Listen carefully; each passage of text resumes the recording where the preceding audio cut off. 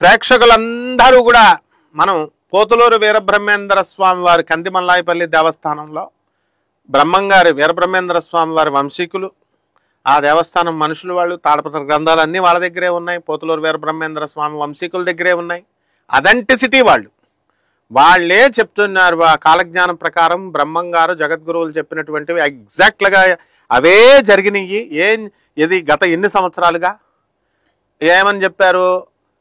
పక్షులు క్రింద పడిపోతాయి అన్నారు. అంటే విమానాలు పడిపోతున్నాయి, మిషాప్స్, క్రాష్ అవడం. తర్వాత బ్రాహ్మణ అగ్రహారాలు నశించిపోతాయి అన్నారు. ఇప్పుడు ఒక్కడికి బ్రాహ్మణకి లేవు.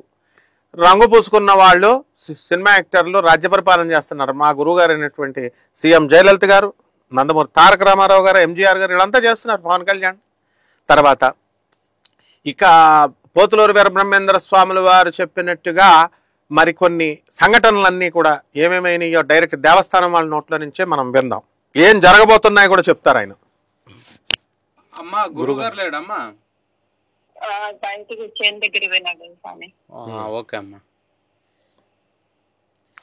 అది వాళ్ళంతా కష్టపడుతూ దేవస్థానం వాళ్ళు చేనులు చేస్తూ వ్యవసాయం చేస్తూ అబ్బం శుభం తెలియనటువంటి వాళ్ళు మనకి చక్కగా తాళపత్ర గ్రంథాలు అందరూ కూడా ఇప్పుడు కలియుగాంతం ఎనీ డౌట్స్ ఉన్నటువంటి వాళ్ళంతా కందమల్లాయపల్లి వెళ్ళొచ్చు, మన బ్రహ్మంగారి మఠానికి వెళ్ళొచ్చు. ఇక పోతులూరు వీరబ్రహ్మేంద్ర స్వామి వారు ఇంకా ఏం చెప్పారు? ఆడవాళ్ళు బయటకు వస్తారు, చదువుకుంటారు. ఇంకో నెంబర్ ఉంది అయింది 944, ఆ నెంబర్ కొట్టండి. ఆడవాళ్ళు బయటకు వస్తారు, చదువుకుంటారు, ఆ తర్వాత ఉద్యోగాలు చేస్తారన్నారు. ఆ తర్వాత సమానంగా ఉద్యోగాలు చేసుకోకుండా అక్రమ సంబంధాలు కూడా చెప్పారు. ఇప్పుడు చూస్తున్నాం మనం. ఈ విధంగా అనేక రకాలైనటువంటివన్నీ కూడా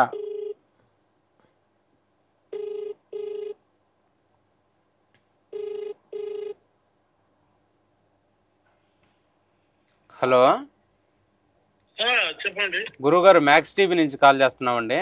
అదే మూర్తి గారు.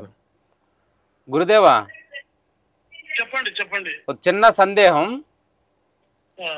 కాలజ్ఞానంలో బ్రహ్మం గారు ఇంతవరకు ఏం జరిగినాయి?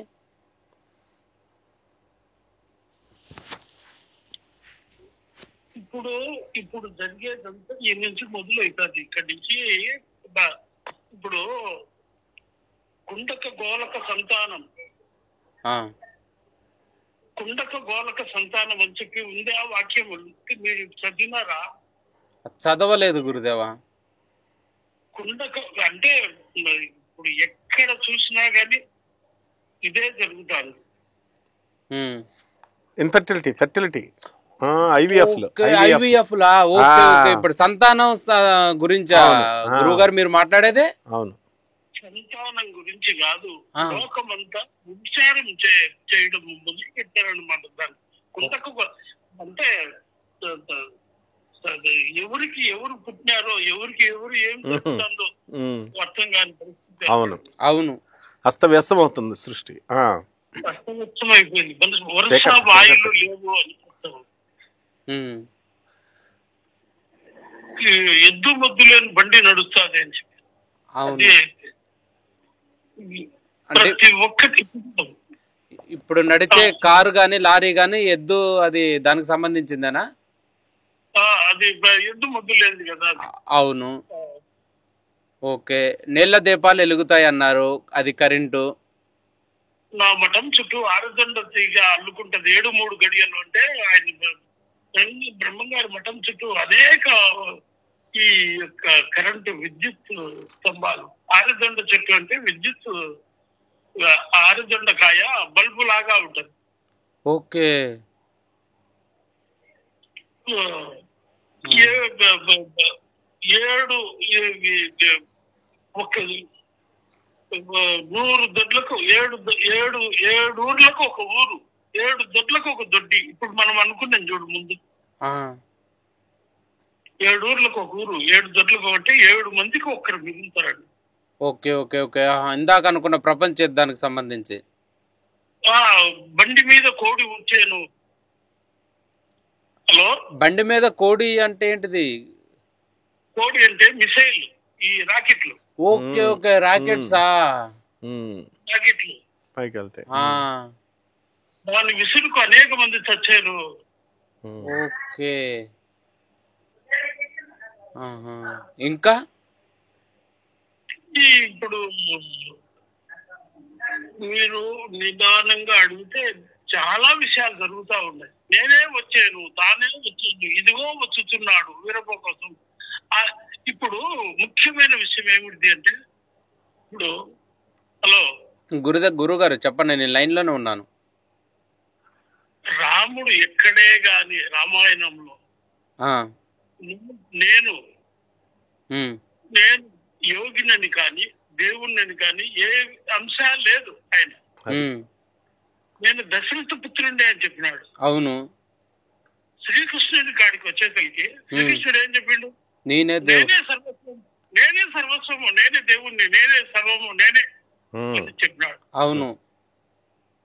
ఆయన 16 కళలతో వచ్చినాడు. ఈయన 14 కళలతోనే ఉన్నాడు శ్రీకృష్ణుడు. పెట్టుకోండి, ఇవి పెద్దలు ఆయన ఉన్నాడు, సత్యనారాయణమూర్తిగా అర్థం చేసుకోగలుగుతారు. ఓకే, అంటే శ్రీరామచంద్రమూర్తి 14 కళలతో జన్మించాడు, కృష్ణుడు 16 కళలు, 16 కళలతో అవతారం అది. ఓకే, అంటే ఏంటి ఈ 2 కళలు? ఏం కళలు? చెప్తా ఉండు. ఇప్పుడు వచ్చే మహాపురుషుడు వీరభోగ వసంతరాయుడు 18 కళలతో వచ్చాడు. ఓకే, 18 కళలు అంటే పరిపూర్ణ భగవంతుని అవతారం అన్నమాట. ఆహా, ఓకే. ఇంకా గురుగారు, ఇప్పుడు ఈ కళలు ఏమిటి అంటే దేవీతత్వ కళలు, 18 కళలు. ఆహా, హలో చెప్పండి. ఈ 18 కళల్లో ఇప్పుడు శ్రీరాముడికి ఉన్న కళలు 16, శ్రీకృష్ణ పరమాత్మకు ఉన్నాయి 14. ఓకే. ఈ మరి ఇప్పుడు వచ్చే మన యుగ పురుషుడికి 2 ఎక్స్ట్రా కళలు ఉంటున్నాయి కదా, అవి ఏం కళలు? అది పరిపూర్ణ భగవంతుని అవతార దేవుని దేవి యొక్క అవతార తత్వంలో ఈ 18 కళలు. ఓ గురువుగారు, ఇప్పుడు మళ్ళీ ఈ బ్రహ్మం గారు 2వ జన్మ తీసుకుని వచ్చిన తర్వాత ఎన్ని సంవత్సరాల పాటు ఈ భూమిని పరిపాలించడం జరుగుతుంది? 80 సంవత్సరాలు తర్వాత ఇప్పుడు హాస్టల్ బాడీ అంటే ఇప్పుడు ఈ దేహం కాకుండా దివ్య శరీరం లోపల ఆత్మతత్వంతో పరమాత్మ తత్వంతో వెలిసినటువంటి ఆ దేహం పూర్తి అవతార పురుష తత్వంతో బయటికి వెళ్ళిపోతాడు. ఓకే, అంటే ఈ మానవ శరీరం వదిలేసి హాస్టల్ బాడీతో తన జన్మ చాలించే వెళ్ళిపోతాడా? వెళ్ళిపోయి మధ్య ఆకాశంలో ప్రభువై కొన్ని కోట్ల నక్షత్రాల కోసం ఎదురు చూస్తే అక్కడ ఒక గెలాక్సీ లాగా ఈ యొక్క రాశి చక్రం తొలగిపోతుంది ఈ 1000 ఏళ్ల తర్వాత. ఓకే, కొత్త రాశి చక్రం వస్తుంది. ఇప్పుడు ఈ లెక్కన ఇప్పుడు ఈ యుగాలన్నీ లక్షల్లో ఉండవు. ఇప్పుడు మన లెక్క కరెక్ట్ అయితే ఈ యుగాలు వేలల్లోనే ఉంటాయి. ఇంకొక విషయం, బ్రహ్మ ఆయుష్ పూర్వార్థము ఉత్తరార్థము 2 అర్థాలు గుర్తించిపోయి కొత్త బ్రహ్మ రాబోతాడు 8వ మన్వంతరం నుంచే. Okay, okay. నవమ బ్రహ్మ ఆంజనేయ స్వామి బ్రహ్మ అవుతాడు. ఆంజనేయ స్వామి బ్రహ్మగా రాబోతాడు. Okay, okay. ఇంకెంత టైం ఉంది ఆంజనేయ స్వామి బ్రహ్మగా రావటానికి? 2000 సంవత్సరాలు పడుతుంది. ఇంకొక 2000 సంవత్సరాలు పడుతుందా? ఒక్క నక్షత్రం ఆకాశంలో తయారు కావాలంటే ధ్రువుని చరిత్ర చుట్టా ఉంది కదా అక్కడ మనకు ధ్రువుడు ఒక్క ధ్రువుడు కొన్ని క్షణాలు మాత్రమే జ్ఞానాన్ని పొందినాడు. ఆయన చుట్టూ బ్రహ్మర్షులు, రాజర్షులు, రాశి చక్రము, సూర్యుడు, చంద్రుడు, మొత్తం రాశి చక్రం అంతా ఆయన చుట్టూ తిరుగుతా ఉంది. ఆయన ఏమో తిరగడు, అక్కడే ఉంటాడు. ఓకే గురుగారు, కొన్ని కోట్ల ఆత్మల కోసం ఎదురు చూస్తున్నాయంట, అడగండి. కొన్ని నక్షత్రాలు, కొన్ని కోట్ల దేవుని తీర్పు కాలం అన్నమాట. దేవుని పంట, ఒక రైతు పంట పండించి చెత్త చెదారము అంతా తీసేసి గట్టి గింజలు తీసుకొని పోయి ఇంట్లో వేసుకొని అదే విధంగా ఆ. కొన్ని కోట్ల నక్షత్రాలు యుగ పంట అన్నమాట. ఎన్ని యుగాలలో చేసిన పంట అంతా ఇప్పుడు ఇది లాస్ట్ యుగం. ఆ, ఈ తృతీయ యుగంలో ఓకే వీళ్ళంతా భక్తులు, కేవలం భక్తులు జ్ఞానుల కోసమే ఈ యుగం. ఓకే గురుగారు, మీరు ఎప్పుడైనా హైదరాబాద్ వచ్చే అవకాశం ఉందా? ఎన్ని తూర్లు కొన్ని తూర్లు నేను అప్పుడు దోసకాయల వ్యాపారం చేస్తా, మోంజా మార్కెట్ ఎన్ని తూర్లు వచ్చిందా. అదే నేను ఏమంటున్నానంటే, ఇప్పుడు మా మ్యాక్స్ టీవీ తరపున మీరు వస్తే ఇంకా కులంకుశంగా మాట్లాడుకోవడానికి, పూర్తిగా మాట్లాడడానికి అవకాశం ఉంటుంది కదా. మంచిది శుభం. మీరు ఎప్పుడు వస్తారు గురుగారు మరి? నేను వ్యవసాయం చేసుకుంటా. మా గురువు అఖండ స్వరూపుడు బ్రహ్మగారు. ఇక్కడ మాకు ఒక గురువు మహాజ్ఞానం, భూత భవిష్యత్తు అంతా ముందుగానే చెప్పేవాడు. ఇక్కడ ఒక గురుదేవా, చెప్పండి. అక్కడ వీర బ్రహ్మేంద్ర స్వామి వారు అఖండంగా దివ్యంగా కొలువే ఉన్నాడు. నాకు ఆ విషయం తెలుసు. నేను స్పిరిచువల్ పర్సన్నే. నేనేమంటున్నానంటే, మీరిప్పుడు బ్రహ్మం గారి చరిత్రను ఎవ్వరికి తెలియని కొత్త కోణంలో ఆవిష్కరించారు. ఇప్పుడు కోడై కూసిందని నేను కూడా విన్నా చిన్నప్పుడు. ఆ కోడి కోతకి లక్షల మంది చనిపోవటం ఏంటి, ఇదేంటి అనుకున్నా. అది రాకెట్ అని మీరు చెప్పిన దాకా నాకు అర్థం కాలేదు. ఇలాంటి ఇప్పుడు మా జనరేషన్ లో ఇలాంటి తెలియని చాలా మంది ఉన్నారు. మీరు వస్తే హైదరాబాద్ మ్యాక్స్ టీవీకి వస్తే ఇది ఇంకా క్లియర్ గా చెప్పడానికి అవకాశం ఉంటుంది. స్వామివారు ఏం చెప్పారు. ఇప్పుడు ఒక చిన్న ఉదాహరణ మీరు చెప్తా చూడండి. రాముడు గురుగారు శివధనస్సు ఎత్తినాడు. అవును, ఆయన ఉన్నాడు కదా సత్యనారాయణమూర్తి. ఉన్నానండి గురుగారు, ఉన్నారు. శివధనస్సు ఎత్తినాడు, ఎవరు ఎత్తలేకపోయింది. శివధనస్సు అంటే ఏమిటి? శివధనస్సు రాముడు ఒకడు అది ఇంచినాడు. ఆ శివధనస్సును ఇంచడమే కాకుండా మళ్ళా విష్ణు ధనస్సు కూడా ఇంచేస్తాడు. అవునవును, పరశురాముడి నుంచి తీసుకున్నాడు. ఇది ఈ ధనుస్సులు ఎక్కడి నుంచి పుట్టినాయి ఎవరికి తెలియదు. తెలుసు. కశ్యప ప్రజాపతి తపస్సు చేసినప్పుడు ఆయన పైన ఎదురు మొలిచింది.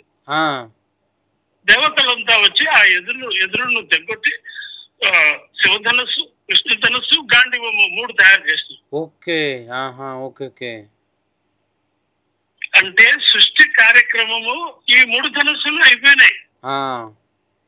ఇక్కడ ఇది మహా ఋషులు, భారతదేశంలో ఋషులు ఈ వేదాంతం అంతా ఇక్కడ చొప్పించి ఉన్నారు. ఇది తెలుసుకుంటే మన భారతీయ తత్వశాస్త్రం అంతా తెలుసుకున్నట్టు. Okay okay okay okay okay okay గురువు గారు, మళ్ళీ చేస్తాను మీకు ఫోను. సరే, మంచిది. నమస్తే, ఉంటా. చూశారు కదా, ఇది మన మ్యాక్స్ టీవీ వారి యొక్క ప్రత్యేక ప్రోగ్రాం. పోతులూరు జగద్గురువైనటువంటి పోతులూరు వీరబ్రహ్మేంద్ర స్వాముల వారి వంశీకులు ఇప్పుడు వ్యవసాయం కూడా చేస్తూ, అలాగే కందిమల్లాయపల్లి వీరబ్రహ్మేంద్ర స్వామి వారి మఠం, సో అక్కడే కొలువున్నటువంటి వాళ్ళ వంశీకులైనటువంటి వీరబ్రహ్మేంద్ర స్వాముల వారిని చక్కగా పూజ చేసుకుంటూ, మరి రోజు కొలుచుకుంటూ, వారు మీకోసం ఇచ్చినటువంటి ప్రత్యేక ఇంటర్వ్యూ, యూట్యూబ్ చరిత్రలోనే ఎక్కడా లేనటువంటి ప్రత్యేక ఇంటర్వ్యూ ఇది.